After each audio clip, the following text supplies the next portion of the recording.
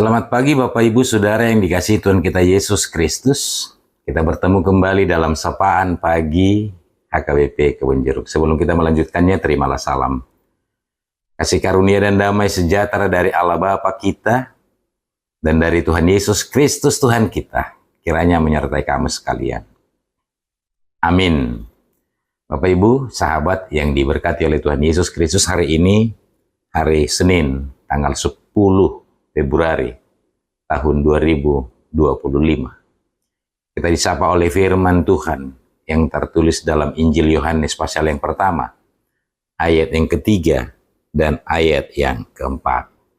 Demikian dikatakan, segala sesuatu dijadikan melalui Dia, dan tanpa Dia tidak ada suatu pun yang telah jadi dari segala yang telah dijadikan. Dalam Dia ada hidup, dan hidup itu adalah terang manusia. Demikian firman Tuhan. Bapak Ibu sahabat yang diberkati oleh Tuhan Yesus Kristus. Ada pertanyaan yang bertanya, apakah Yesus itu Tuhan?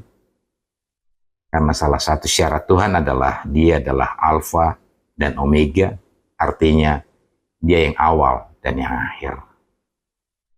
Jika Yesus itu Tuhan, di mana Dia pada saat dunia diciptakan?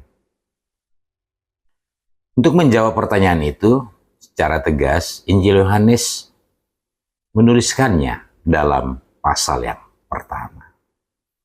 Injil Yohanes dimulai dengan pembukaan, pada mulanya adalah firman. Dan firman itu bersama-sama dengan Allah, dan firman itu adalah Allah. Selanjutnya di ayat 14 dikatakan firman itulah yang telah menjadi manusia dan tinggal di antara kita. Dan kita telah melihat kemuliaannya, yaitu kemuliaan sebagai anak tunggal Bapa, penuh anugerah dan kebenaran.